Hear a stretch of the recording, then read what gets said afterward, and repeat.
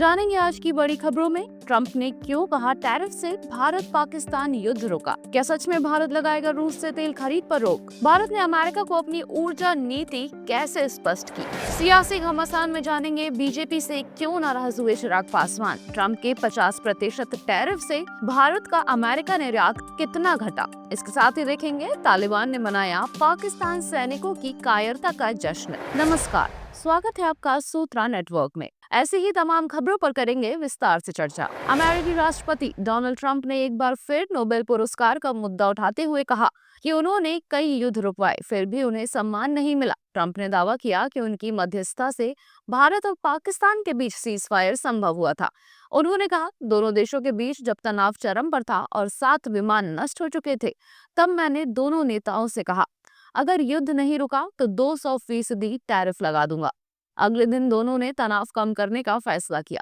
Trump ने कहा कि युद्ध रोकना उनका पसंदीदा काम है और वे टकराव की बजाय शांति के पक्षधर हैं। उनके मुताबिक, मैंने 8 महीने में 8 युद्ध रोके, लेकिन मुझे नोबेल प्राइज नहीं मिला। फिर भी मुझे गर्व है कि लाखों लोगों की जान बची। आपको बता दें कि हाल ही में ट्रंप ने इजराइल हमास संघर्ष में शांति प्रयासों का दावा किया, जिसमें उनके 20 पॉइंट शांति प्रस्ताव के पहले चरण में बंधकों की रिहाई शामिल थी। उन्होंने ऑपरेशन सिंदूर का भी उल्लेख किया, ये कहते हुए कि उनकी पहल से भारत और पाकिस्तान ने तनाव खत्म करने पर सहमति जताई थी। लेकिन अभी तक भारत ने इन सभी दावों को सिरे से खारिज किया है। अमेरिकी राष्ट्रपति डोनाल्ड ट्रंप ने बड़ा दावा किया कि भारत जल्द ही रूस से तेल खरीदना बंद कर देगा। उन्होंने कहा कि प्रधानमंत्री नरेंद्र मोदी ने उन्हें व्यक्तिगत रूप से ये आश्वासन दिया है। ट्रंप के मुताबिक ये कदम रूस पर दबाव बढ़ाने की रणनीति का हिस्सा है। वॉशिंगटन में पत्रकारों से बातचीत में ट्रंप ने कहा, पीएम मोदी मेरे अच्छे मित्र हैं और उन्होंने भरोसा दिलाया है कि भारत रूस से तेल खरीद बंद करेगा। ये एक बड़ा कदम है। अब हमें चीन से भी यही उम्मीद करनी चाहिए। उन्होंने पीएम मोदी की तारीफ करते हुए कहा कि वे शानदार और महान नेता हैं और भारत में अमेरिकी राजदूत सर्जियो गौर के साथ उनकी मुलाकात बहुत सकारात्मक रही। हालांकि भारत सरकार या वॉशिंगटन स्थित भारतीय दूतावास ने इस दावे की कोई पुष्टि नहीं की। गौरतलब है कि भारत चीन के बाद रूस का दूसरा सबसे बड़ा तेल खरीदार है। रूस से सस्ता तेल खरीदने से भारत को काफी आर्थिक राहत मिलती है। रिपोर्ट्स के अनुसार अगर भारत रूसी तेल खरीद बंद करता है तो उसका वार्षिक आयात बिल 9 से 12 अरब डॉलर तक बढ़ सकता है, जिससे घरेलू ईंधन लागत पर दबाव बढ़ेगा। अमेरिकी राष्ट्रपति डोनाल्ड ट्रंप ने हाल ही में दावा किया था कि भारत जल्द ही रूस से तेल खरीदना बंद कर देगा। इसके तुरंत बाद भारतीय विदेश मंत्रालय ने प्रतिक्रिया दी। प्रवक्ता रणधीर जायसवाल ने स्पष्ट किया कि भारत अपने ऊर्जा आयात के मामले में स्वतंत्र निर्णय लेता है और भारतीय उपभोक्ताओं के हितों की रक्षा उसकी प्राथमिकता है। जायसवाल ने कहा कि भारत की आयात नीतियां स्थिर ऊर्जा कीमतों और सुरक्षित आपूर्ति सुनिश्चित करने के लक्ष्य पर आधारित है। इसके तहत देश अपने ऊर्जा स्रोतों का विस्तार कर रहा है और बाजार की स्थिति के अनुसार आवश्यक बदलाव कर रहा है। उन्होंने ये भी जोर दिया कि भारत की ऊर्जा नीति किसी बाहरी दबाव या दावे से प्रभावित नहीं होगी और हमेशा राष्ट्रीय हितों को सर्वोपरि रखेगी। विदेश मंत्रालय की ये प्रतिक्रिया ट्रंप के हालिया बयान के ठीक बाद आई, जो ऊर्जा सुरक्षा और रणनीतिक आत्मनिर्भरता पर भारत के दृष्टिकोण को स्पष्ट करती है। बिहार विधानसभा चुनाव से पहले एनडीए में सीट बंटवारे को लेकर मचा विवाद अब थमता दिख रहा है। जदयू द्वारा लोजपा के 7 सीटों पर उम्मीदवार उतारने से चिराग पासवान नाराज थे, लेकिन भाजपा के हस्तक्षेप से स्थिति संभल गई है। भाजपा ने दोस्ताना संघर्ष से बचने के लिए लोजपा को 27 नई सीटों की सूची सौंपी है, जिनमें विवादित सीटें शामिल नहीं हैं। सूत्रों के मुताबिक चिराग नए प्रस्ताव से संतुष्ट हैं और 14 सीटों पर प्रत्याशी भी घोषित कर चुके हैं। गृह मंत्री अमित शाह ने राजद में एकजुटता दिखाने के लिए उपेंद्र कुशवाहा से मुलाकात की और उन्हें राज्यसभा का एक और कार्यकाल देने का आश्वासन दिया गया। इसी तरह जीतन राम मांझी को विधान परिषद सीट के पेशकश की गई। राजनीतिक हलकों में चर्चा है कि नीतीश कुमार ने इस बार चिराग पासवान से पुराना हिसाब बराबर किया है, क्योंकि पिछली बार लोजपा ने जदयू के खिलाफ उम्मीदवार उतारे थे। हालांकि भाजपा लगातार गठबंधन में संतुलन बनाए रखने की कोशिश में है। फिलहाल एनडीए में हालात काबू में दिख रहे हैं, लेकिन सियासी हलकों में सवाल बना है, क्या ये ऑल इज वेल चुनाव तक टिक पाएगा? अमेरिका द्वारा भारत पर 50% टैरिफ लगाने के बाद दोनों देशों के बीच व्यापारिक संकट गहराता जा रहा है। ग्लोबल ट्रेड रिसर्च इनिशिएटिव की ताजा रिपोर्ट्स के अनुसार पिछले 4 महीनों में अमेरिका को भारतीय निर्यात में 37.5% की भारी गिरावट दर्ज की गई। मई 2025 में जहां निर्यात 8.8 अरब डॉलर था, वहीं सितंबर में ये घटकर 5.5 अरब डॉलर रह गया, जो 2025 की सबसे बड़ी मासिक गिरावट है। रिपोर्ट के मुताबिक जून से सितंबर तक हर महीने निर्यात में लगातार कमी आई और कुल मूल्य में 3.3 अरब डॉलर की गिरावट दर्ज की गई। सबसे ज्यादा असर कपड़ा, रत्न आभूषण, इंजीनियरिंग और रसायन उद्योगों पर पड़ा है। जीटीआरआई ने चेताया है कि ये गिरावट भारत के सबसे बड़े निर्यात बाजार में प्रतिस्पर्धात्मकता को कमजोर कर सकती है और व्यापार नीति की समीक्षा की तत्काल जरूरत है। इस साल का भौतिकी का नोबेल पुरस्कार जॉन क्लार्क, मिशेल एच देवोरे और जॉन एम मार्टिनेस को दिया गया है।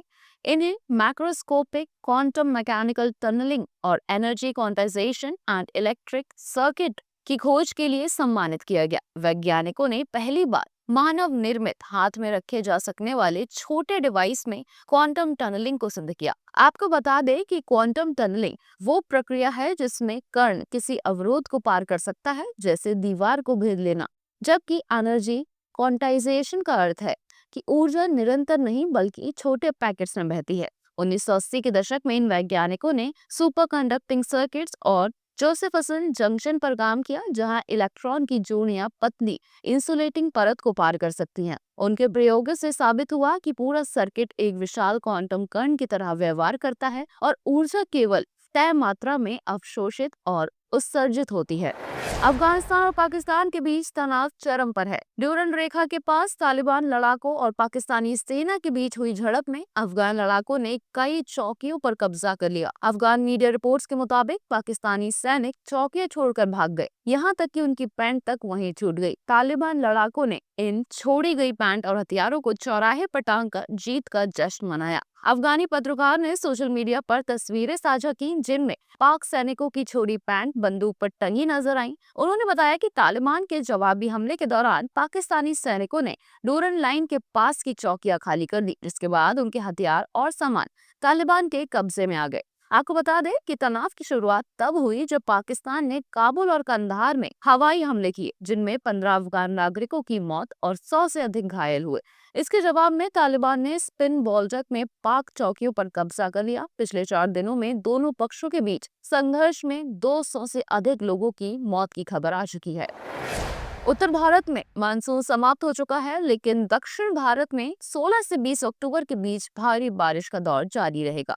तमिलनाडु, केरल और कर्नाटक तट पर तेज बारिश और तूफानी हवाओं की संभावना है। भारत मौसम विज्ञान ने दिल्ली, उत्तर प्रदेश, बिहार, राजस्थान और मध्य प्रदेश के जिलों के लिए फिलहाल कोई चेतावनी जारी नहीं की है। लखनऊ में गुरुवार को न्यूनतम तापमान 20 डिग्री सेल्सियस और अधिकतम 32 डिग्री सेल्सियस रहने का अनुमान है। उत्तर प्रदेश में हल्की उत्तर पश्चिमी हवाओं के कारण रात का तापमान धीरे धीरे घटेगा और ठंड बढ़ेगी। बिहार के कुछ जिलों में बादल छाए रहेंगे, लेकिन बारिश की संभावना नहीं है। राजस्थान, मध्य प्रदेश और उत्तराखंड में मौसम सामान्य रहेगा और दिवाली तक मौसम साफ रहने का अनुमान है। आईएमडी ने सभी उत्तर भारतीय जिलों को ग्रीन जोन में रखा है, जबकि दक्षिण भारत में सतर्कता बरतने की सलाह दी गई है।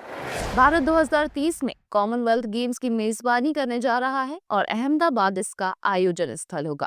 इसकी आधिकारिक घोषणा 26 नवंबर को ग्लासगो में कॉमनवेल्थ गेम्स महासंघ की बैठक में होने की संभावना है। ये भारत के लिए दूसरी बार होगा। पहली बार 2010 में दिल्ली ने गेम्स का सफल आयोजन किया था। भारत के सबसे सफल कॉमनवेल्थ खिलाड़ी जसपाल राणा है, जिन्होंने शूटिंग में 15 पदक जीते हुए हैं। टेबल टेनिस के शरद कमल 13 मेडल के साथ दूसरे स्थान पर हैं। महिलाओं में शूटर अंजलि भागवत 10 मेडल के साथ शीर्ष पर है। इसके अलावा विजय कुमार ने 8 और संजीव राजपूत ने 7 मेडल जीते हैं। अब तक भारत ने कुल 564 मेडल जीतकर ऑस्ट्रेलिया और इंग्लैंड के बाद तीसरा स्थान हासिल किया है। डांसर से अभिनेता बने राघव जुयाल तेलुगु फिल्म इंडस्ट्री में डेब्यू करने जा रहे हैं। वे स्टार नानी की अपकमिंग फिल्म द पैराडाइज में खलनायक की भूमिका निभाएंगे। राघव ने इंस्टाग्राम पर बताया कि फिल्म के लिए उनका लुक पूरी तरह बदलने वाला है और उसके खुलासे तक वे चुप रहेंगे। फिल्म को SLV सिनेमास प्रोडक्शन हाउस के बैनर तले सुधाकर चेरुकुरी डायरेक्ट कर रहे हैं। ये फिल्म 8 भाषाओं में रिलीज होगी: तेलुगु, हिंदी, तमिल, कन्नड़, मलयालम, बंगाली, अंग्रेजी और स्पेनिश। राघव जुएल ने हाल ही में हैदराबाद में शूटिंग शुरू की है और फिल्म के स्क्रिप्ट रीडिंग सेशन में हिस्सा लिया। उनके जन्मदिन पर मेकर्स ने इस खबर को साझा कर उन्हें शुभकामनाएं दी। आपको बता दें कि द पैराडाइज 26 मार्च 2026 को सिनेमाघरों में रिलीज होगी और ये नानी के साथ उनके दूसरे प्रोजेक्ट के रूप में दर्शकों के सामने आएगी। तो चलिए जानते हैं आज की खास और रोचक जानकारी।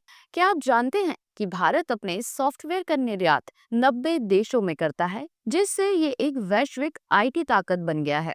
इसके IT सेवाएं, परामर्श और सॉफ्टवेयर समाधान दुनिया भर के व्यवसायों, सरकारों और स्टार्टअप्स का समर्थन करते हैं। बेंगलुरु, हैदराबाद, पुणे और गुरुग्राम जैसे शहर प्रमुख तकनीकी केंद्र हैं जो रोजगार, GDP और विदेशी मुद्रा आय में महत्वपूर्ण योगदान देते हैं। ऐसी ही और भी तमाम खबरों को जानने के लिए सब्सक्राइब करें, बेल आइकन को प्रेस करें और विजिट करें हमारी website. Travel India's secret sites with Ramayan Club, expert guides, comfortable rides and unforgettable pilgrimages await. Visit our website.